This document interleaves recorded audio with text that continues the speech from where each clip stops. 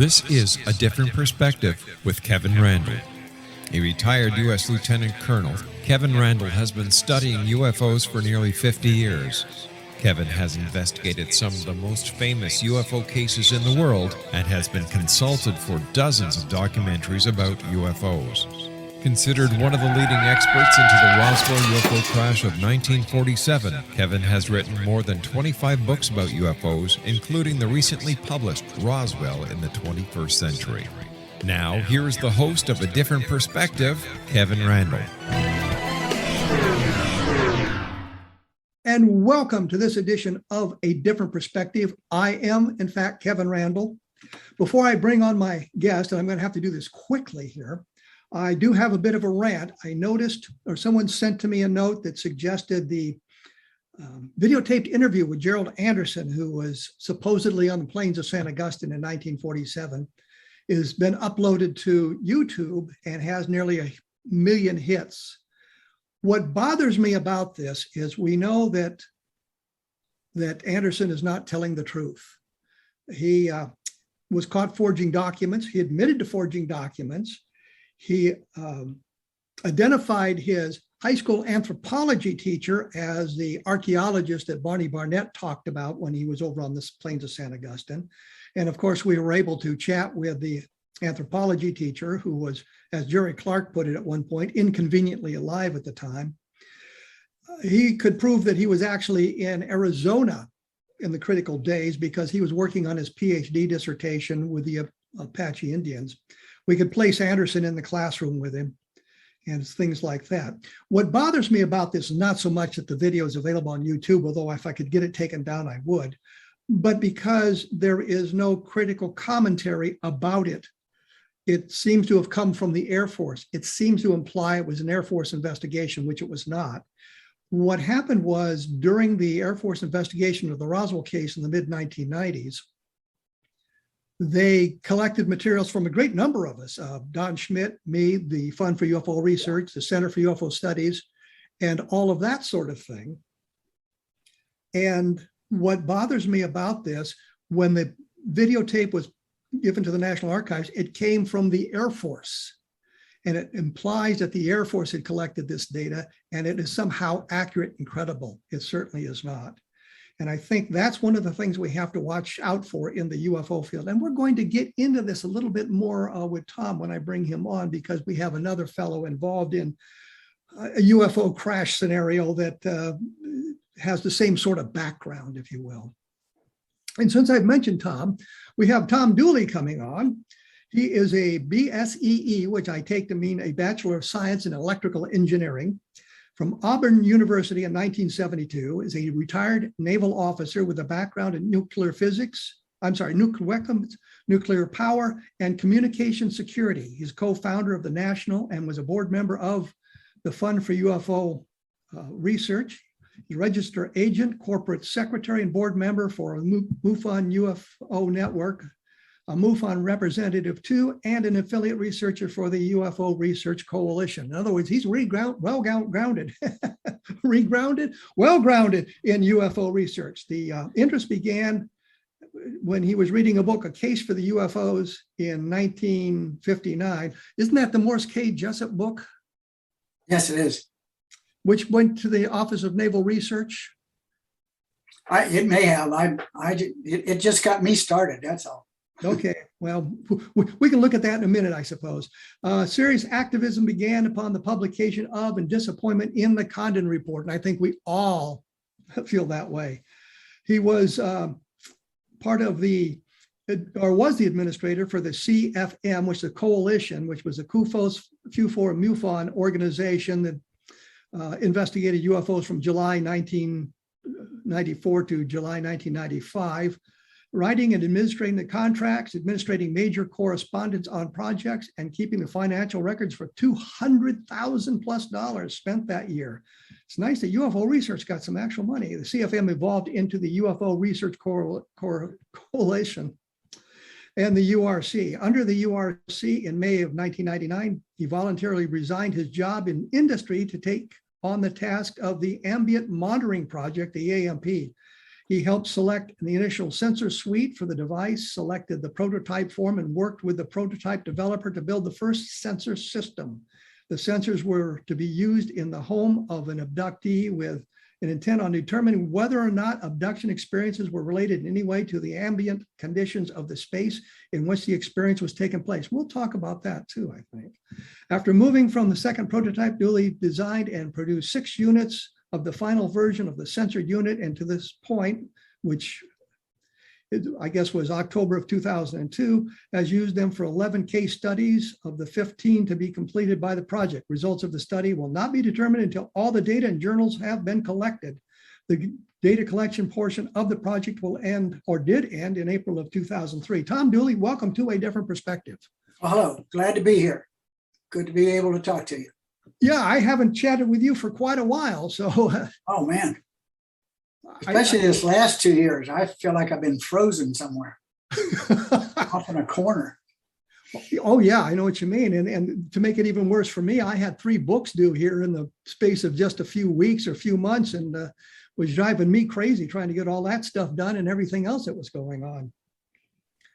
I mentioned earlier the Gerald Anderson story, and I think most of my audience is aware that Anderson was a guy who claimed he had been on the plains of San Augustine when Barney Barnett saw the crashed UFO, and his story collapsed under investigation.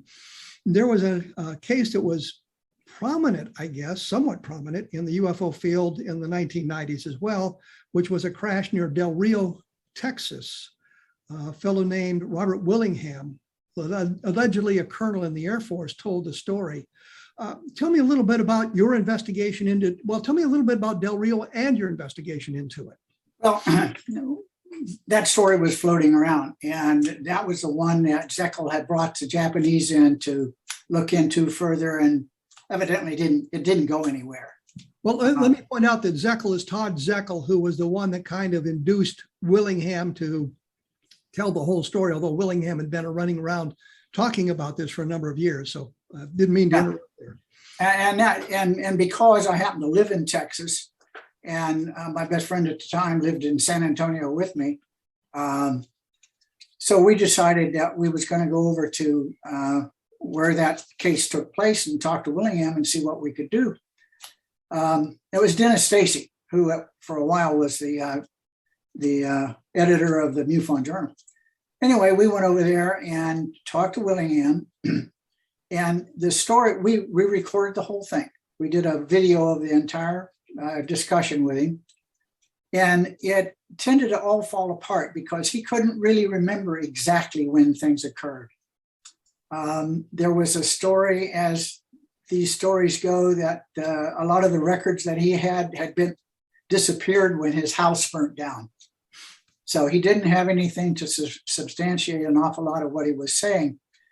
And because this thing was supposed to have happened, I believe it was in late December, early January, or something like that. It doesn't matter. When we finally got around to him, to working with him so that he could tell us to the best of his memory when it occurred, it was related to him coming back from Vietnam, I believe it was. And he had a specific date in mind of around March or April. Well, that's the first time either one of us, Dennis or I, had heard that there was such a discrepancy in the time that was involved. Well, anyway, along the way with that interview, we actually brought an aerial map out and had him pinpoint on the map exactly where he had seen this alleged UFO crash. The story was that he was I think a National Guard flyer for the Air Force, or I guess maybe a reserve flyer. And at the time, he and a partner that lived nearby would fly to Dyess Air Force Base and would fly some model jet. I don't remember what it was, but what they were doing was testing a new radar. And they would do their flying around according to the testing that they needed to do. And then they would park the plane and get back in their private plane and go back into Texas. Well, anyway, on one particular occasion, while they were in the jet, they saw this strange thing come out of the northwest. So they tried to follow it. It looked like it was descending and falling. and actually saw the thing crash into a mountain on the Mexican side of the border. Let me Across. interrupt you here because I've got to take a break. So Sure. we've got the thing down and we'll discuss a little bit later about what he had seen and what he had done. I'm talking with Tom Deuley. We're now discussing the Del Rio UFO crash from any number of years. My blog is www.kevinrandle.blogspot.com. I'll have more information available there, and we will be back right after this. So please stick around. And welcome back. I'm here with Tom Deuley. We're talking right now about the Del Rio UFO crash. And when we went away, you had just crashed it into a mountain on the Mexican side of the border with Robert Willingham's testimony that he'd given to you. So take it away. Okay, it really wasn't, it was near Del Rio, but it wasn't at Del Rio. It was a little bit further up the river. So having known where it crashed, the fellow he was flying with a jet, they went and took their jet back to Dallas, parked it, got in their private plane, and flew back to see if they could land on the Mexican side of the border and go see what this was all about. And the story he tells is that they landed on the other side of the river. They found a place, although it was pretty rough. And then as they approached, they were stopped by a U.S. Navy officer and told not to hang around, to go ahead and get out of there. They were still in their fatigues. So not wanting to fight with the military, they got back in their plane and they left. They didn't see anything while they were there. They only knew where they saw it crash, and they could pinpoint that on a map. Well, there again, it wasn't near where it was originally reported, somewhere near Del Rio. It was up the river quite a ways. But anyway, after we had gone through this whole thing, Dennis and I walked away with a very good 2 hours of recording and also a complete audio tape, and kind of wrote it off because it didn't fit anything. He couldn't give us any specific dates. He didn't have anything to back up exactly where he was. He couldn't tell us the name of the guy he was flying with at the time, so we couldn't back it up by chasing that down. And in general, it was we kept it a casual conversation with him, and it's still available for viewing if we want to run it down. But it basically turned out to not be a case. Now, I just want to tail it off with this funny thing. Have you ever met Todd Zeckel? Not face to face. I've gotten phone calls from him, or got phone calls from him. Well, hours. Dennis wrote this up, as Dennis did. That's what he did for a living. And when the word got out that we had gone down there and talked to Willingham, I get a phone call from Zeckel warning me to never talk to his witnesses again, or he was going to sue me. So I said, go ahead, Todd, have a good time. But there's not much to be sued over here. And all in all, I think even when the fact that the Japanese didn't make more of it than they did was, again, there just wasn't enough glue there. There wasn't enough of a story that stuck together that was worth really pursuing. Would you like to know the rest of the story? Sure, sure, because we gave it up at that point. When I was doing a book called Crash When UFOs Fall from the Sky, I'd done a book called A History of UFO Crashes, and Willingham's story was in there with his affidavit that he'd provided to CUFOS and that sort of thing. And I thought when I was doing the next book, some 15 years later, I would just check around the internet to see what was available on this, and discovered that a book had been written about him and learned more about it. Len Stringfield, I think, first published the story in one of his status reports, giving the date as 1948. And the jet he was flying was an F-94. And there were 3 objects that they had seen traveling together. It was tracked by the dew line and all this sort of thing. I found the original story that it was published in the Skylook magazine, which is MUFON's first publication, from March 1968. And he gave the date of 1948, and he was listed as a lieutenant colonel or a colonel in the Civil Air Patrol, not the Air Force Reserve. I got to wondering, did anybody try to check his record?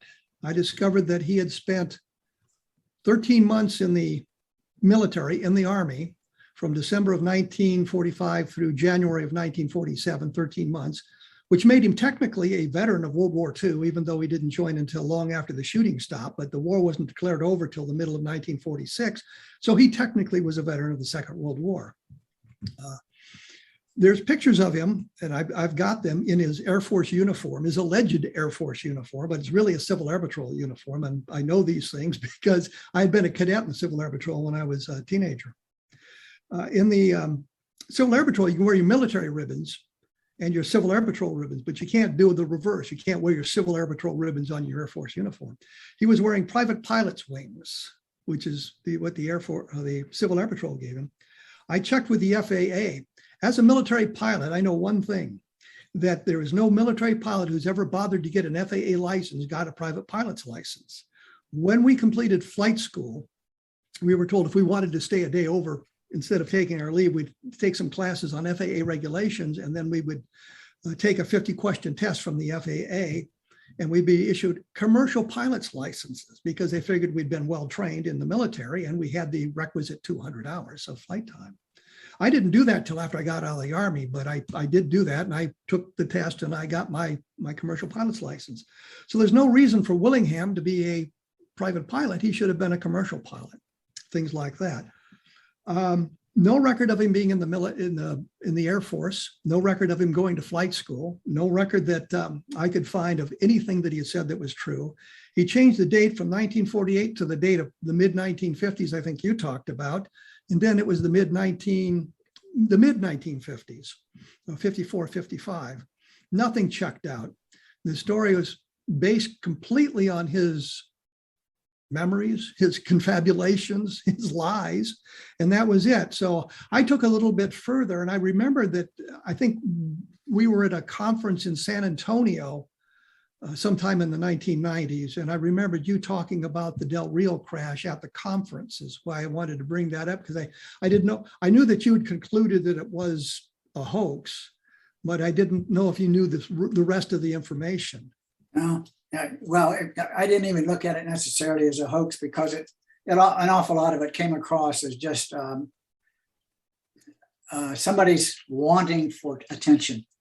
One of the things we found out about him, I don't know if you'd run across this, he had played in several little bands. He was a guitar player and very good, apparently. It's 3 o'clock. And came across as the kind of personality, that's my computer talking to us, came across as a personality who would tell stories for the sake of some attention. And you can make a joke out of it. It's the kind of guy that would go to the bar, and for telling a few stories, somebody would buy him a beer.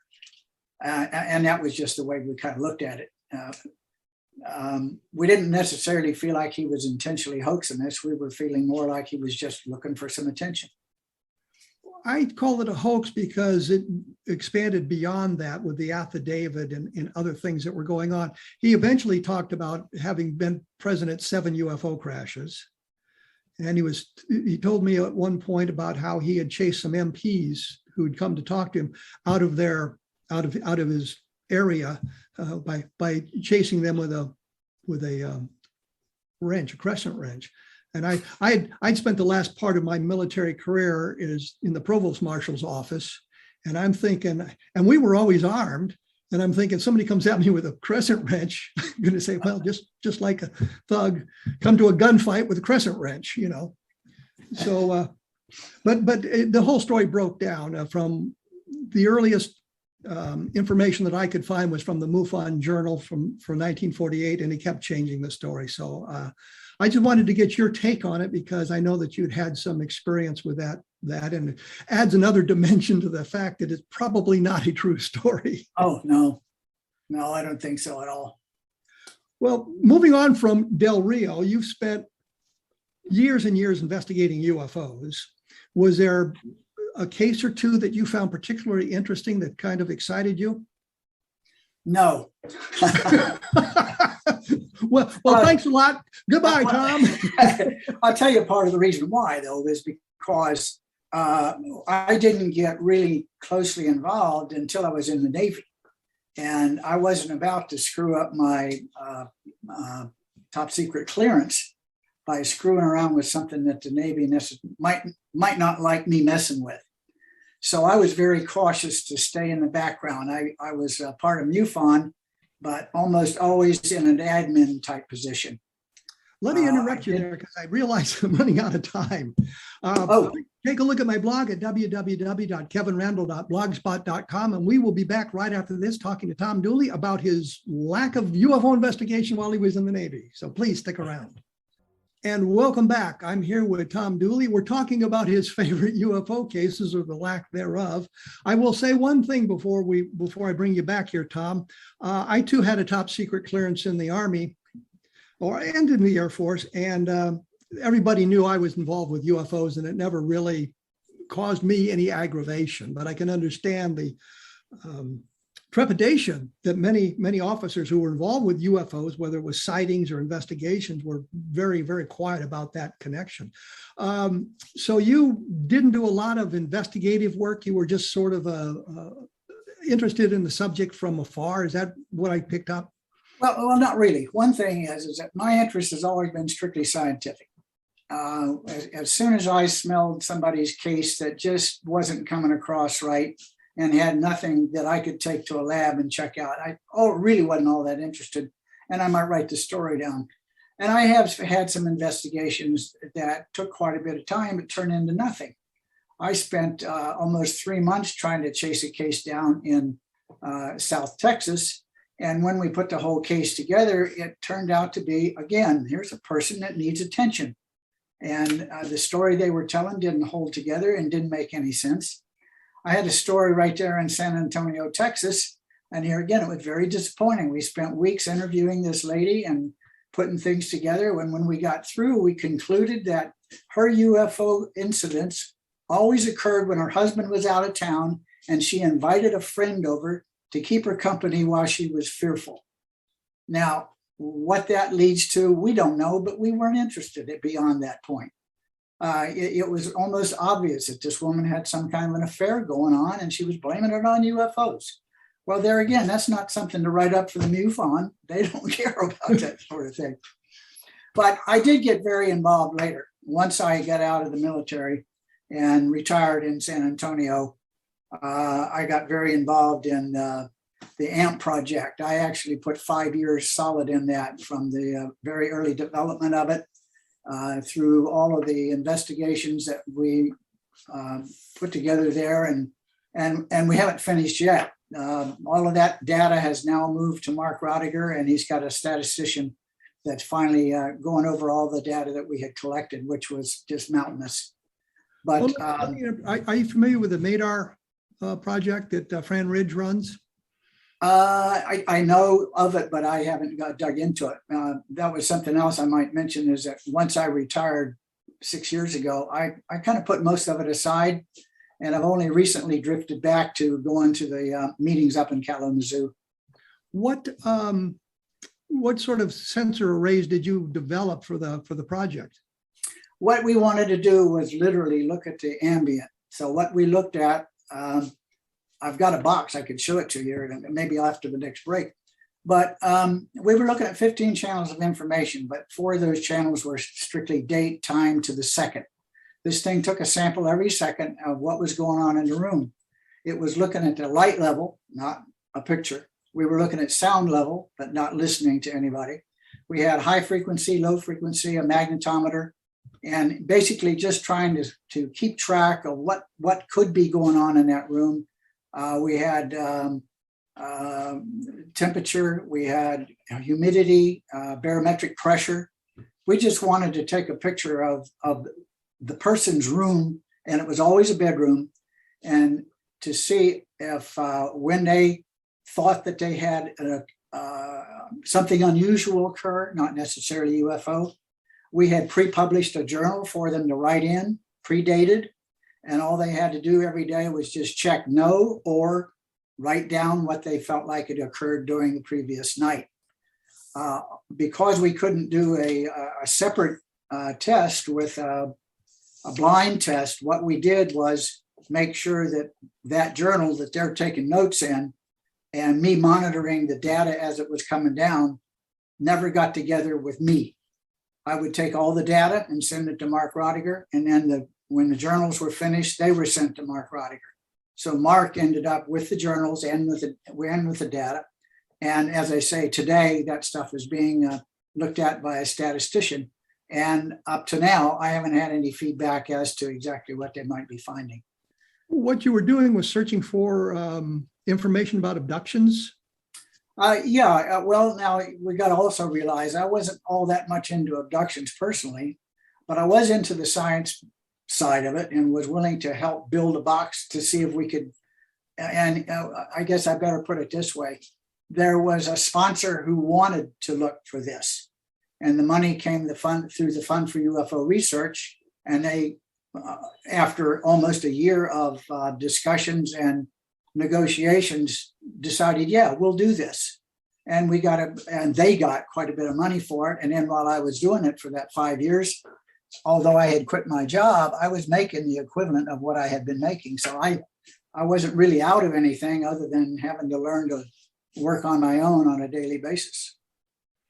Well, you set the equipment up in a bedroom because a number of people have alleged that the creatures, the aliens, come to the bedroom and take them off to the ship and that sort of thing. So you're kind of looking to verify that kind of information, or see if there was something when they reported an abduction that might have been detected by this sensor array. Yes, and when the data came in on a daily basis, I could read it all at once, the way the graphic presentation came by. And it only took me about 3 days to see what was normal for that house and that person. And we're only doing this, we're doing it 24 hours a day, but it's only of interest when we know the person is in the house, generally from 6 in the evening till 6 the next morning or so.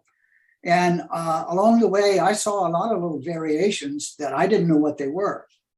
And the hope would be that that person had something occurred to them, or something occurred in their home or in that bedroom that they had taken notes.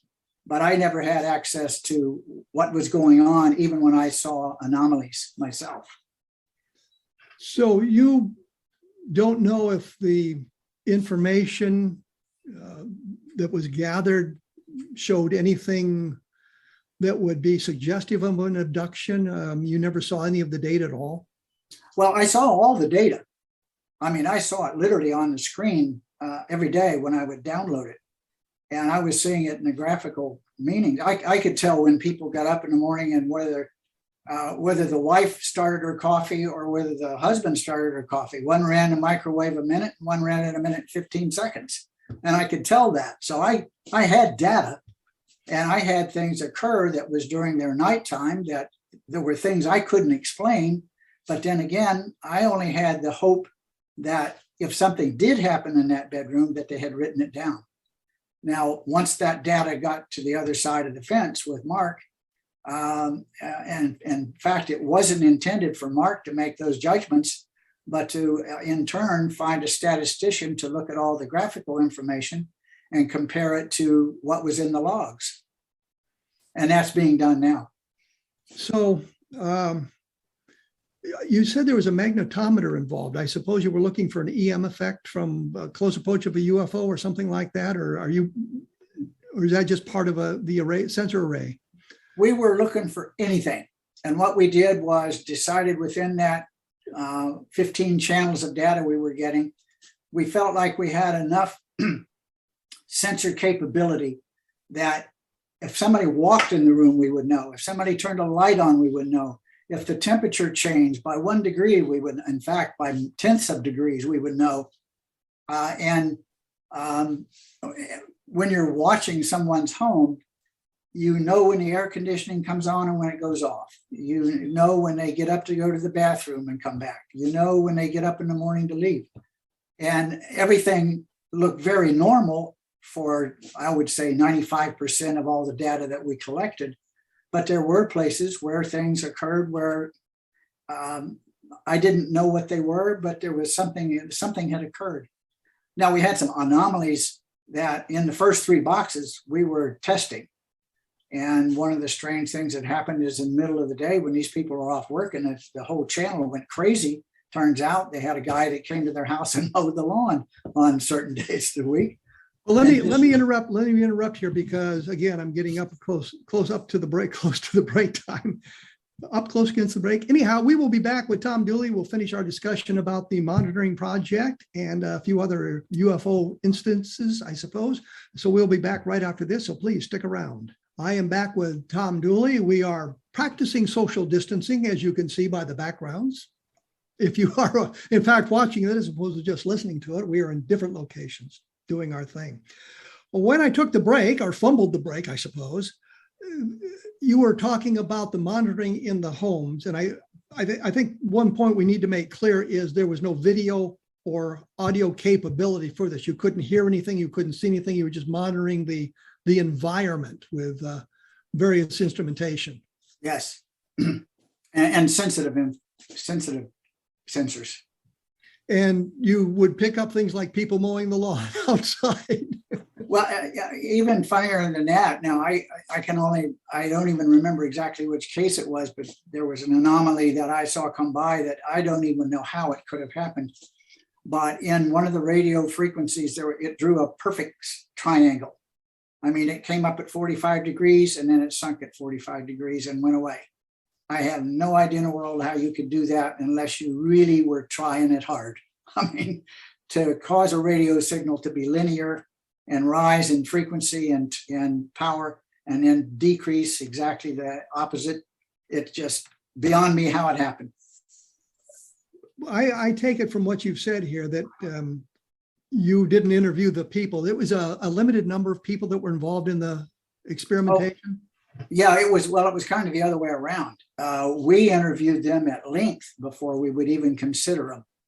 And one of the things we found out within the abduction community, we in the abduction field, and they just could not come up with subjects for us to continue doing the work. Do you know what with the hesitation, why they wouldn't participate? I have no idea. Yvonne Smith out in the West Coast, I wrote to her 3 or 4 times. She was constantly talking about the number of abductees she's working with, but she wouldn't even answer our letters. I mean, I don't know why. She certainly had her reasoning. We worked with Bud Hopkins. We worked with Dave Jacobs. We worked with several people that did help, but, and I'm going to make a little bit of a joke of it. There were some people in the abduction business that felt like millions of people had been abducted, and went out of all of those millions, we couldn't find 13 or 14 that was willing to work with us. I know there was a survey done in the 1990s, a Roper poll maybe, and they concluded based on the number of responses to key questions that there were 3 million abductees in the United States. The problem was they had, I think it was 6 key questions. And if they used all 6, the number became just negligible. It statistically did not exist. They removed one of the questions and then they were able to get the statistics to balance out. And I think there was a manipulation of the data. Many of the people were afraid that, or subconsciously knew that their conclusion about being abducted wasn't accurate, and they just didn't want it scientifically verified that there was nothing going on. We didn't run across that sort of thing. The box that we built was intended to be very innocuous, and we felt like for each case that we did, after about the 4th or 5th day, they just don't pay attention to it anymore. It's just something that sits in the room that's there, and it looks okay for someone else to walk in and see it. It's not going to be causing any excitement for anybody. And the subjects seemingly just take it as a piece of furniture and forget about it. So we felt successful in that regard. And I don't know, there could be a conclusion to the idea that of these people, one of the things we wanted to make sure of, that they were repeaters, people that had more than one anomaly of some sort in their life, and that reoccurred at some frequency. So the people that we were using as our subjects should have told us something new, but that's to be determined. I'm astonished that you couldn't find more than 13 people to participate in the activity. I'm a little surprised that Yvonne Smith wouldn't even bother to respond to your inquiries, unless, of course, she felt you were sort of a skeptic or a debunker looking to debunk the whole phenomenon, and it didn't seem worthwhile to her to participate in something like that. I don't know, because here again, it was a combination of MUFON, CUFOS, and the FUFOR. There was nobody there that was dead set against the idea of abductions. In fact, it seemed like it was something interesting to look into once we were convinced that we had the money to be able to actually go do some real science and try to make some determination as to this actuality of this phenomenon. But I don't know yet. We may have found one or two cases where there was something real going on and we just don't know it yet. But when we went out looking for additional people, we weren't going to the people. We were going to the people that did that stuff. You know, we would go to Dave Jacobs and, do you have somebody that you're working with that would be willing to undergo having this box placed in their home for monitoring their room, their bedrooms? And I can understand that would be a turnoff for an awful lot of people. No, I don't want anything in my bedroom that's watching what I'm doing. I would say that more than likely for any normal couple of active age, they wouldn't necessarily want that. So I don't know what may have been the key to turning so many people off, but we had a hard time getting even the 13 cases that we did. I was wondering, what was Bud Hopkins' response when you approached him? He did a case for us. So it wasn't, yeah, he was willing. He had somebody that he felt like, you know, he could work with. Same with Dave Jacobs. Dave, I believe, did 2 for us. And then, the name is slipping me. A lady out in Utah. No, a MUFON person. But she did 3 cases. Then we did 2 here in Florida. Now I wasn't here then. I was up in Maryland. But there was 2 cases that was conducted here in Florida. On the order of about 40 cases of paper if you printed it all out. So it's a hell of a lot of data. When you're taking 15 channels every second, it's an awful lot of information. And the statistician that we're working with right now has come up with an algorithm where he can automatically just load the data and it looks at it for him. He doesn't have to sit there and look at every second of every day in order to come up with things. The other thing is that the intended method was to go through the journal and find a day where, oh yeah, let's take a look at this day, and then scan through the data to get past all the early stuff and come to that specific day and take a look at that 24-hour period very closely. And I'm assuming that's what's being done. Well, I see by the clock on the wall, we're out of time. It's flown by. I want to thank you for taking your time to chat with us about this, especially the Dale Reel thing, which I kind of sprung on you at the very beginning. You don't have a website or anything like that, I take it? No, when I got out of the business, I got out of the business. Okay. But I'm back in and things are different now. Well, thank you, Tom. I appreciate you chatting with me. Once again, Tom Deuley, talking about a variety of things. I'll have more data up on my blog at www.kevinrandle.blogspot.com and links to articles I've done about the Willingham case, because I think that will kind of explain where we're going on that. I'd also like to point out that my latest book is called Level Land. It's about the Level Land sightings in Level Land, Texas, near Lubbock in 1957, and all the ancillary things that went on about that. I will be back in 167 hours with another guest, and we will be chatting about UFOs. Thanks for tuning in.